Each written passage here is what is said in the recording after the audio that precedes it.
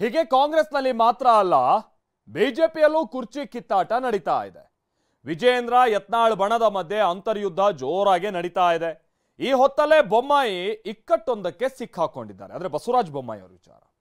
ಬಸವರಾಜ ಬೊಮ್ಮಾಯಿ ಅವರಿಗೆ ಏನದು ಇಕ್ಕಟ್ಟು, ಏನಾಗ್ತಾ ಇದೆ ಬಿಜೆಪಿಯಲ್ಲಿ? ಬನ್ನಿ ರಿಪೋರ್ಟ್ ಅಲ್ಲಿ ನೋಡ್ಕೊಂಬೋಣ.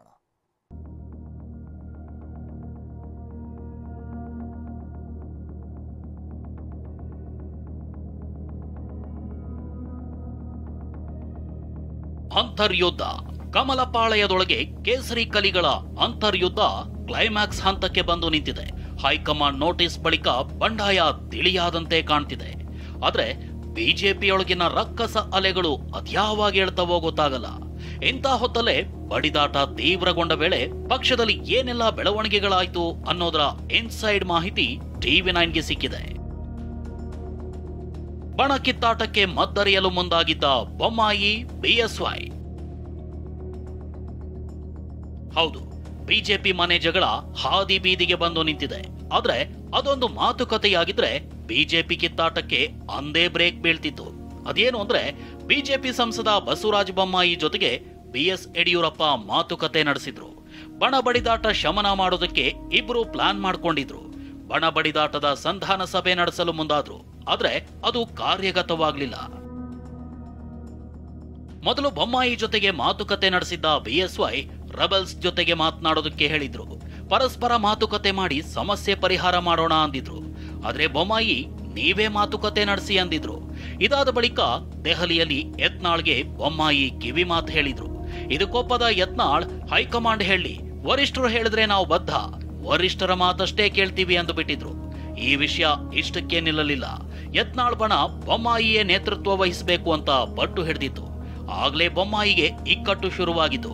ಸಂಪೂರ್ಣ ಜವಾಬ್ದಾರಿ ತೆಗೆದುಕೊಳ್ಳೋಕೆ ಹಿಂದೇಟು ಹಾಕ್ತಿದ್ದಾರೆ.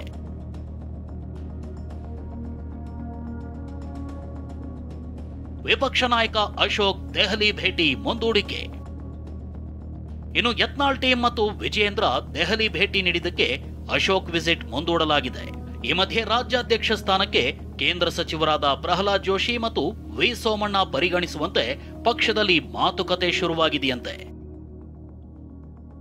ಮೋದಿ ವಿದೇಶದಿಂದ ಬಂದ ಬಳಿಕ ದೆಹಲಿಗೆ ಹೋಗ್ತೀನಿ,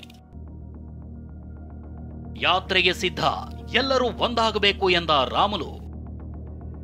ಈ ಮಧ್ಯೆ ಮಾಜಿ ಸಚಿವ ಶ್ರೀರಾಮುಲು ದೆಹಲಿ ಭೇಟಿ ಇವತ್ತು ನಾಳೆ ಅಂತ ಹೋಗ್ತಲೇ ಇದೆ. ಈ ಬಗ್ಗೆ ಸ್ಪಷ್ಟನೆ ಕೊಟ್ಟಿರೋ ರಾಮುಲು, ಮೋದಿ ಅಮೆರಿಕದಿಂದ ವಾಪಸ್ಸಾದ ಬಳಿಕ ದೆಹಲಿಗೆ ತೆರಳೋದಾಗಿ ಹೇಳಿದ್ದಾರೆ. ಯಾತ್ರೆ ಬಗ್ಗೆನೂ ಮಾಹಿತಿ ಕೊಟ್ಟಿದ್ದಾರೆ. ರಾಜ್ಯಾಧ್ಯಕ್ಷ ಸ್ಥಾನ ಸಿಕ್ಕರೆ ನಿಭಾಯಿಸಲು ರೆಡಿ ಅನ್ನೋ ಮೂಲಕ ಟವೆಲ್ ಹಾಕಿದ್ದಾರೆ. ಭಗವಂತ ನನಗೆ ಅವತ್ತು ನಾನು ಕೇಳಿದ್ದೀನಿ, ನನ್ಗೆ ಅವಕಾಶ ಮಾಡಿಕೊಡ್ರಿ, ಅವಕಾಶ ಇದ್ರೆ ಅಂತೇಳಿ.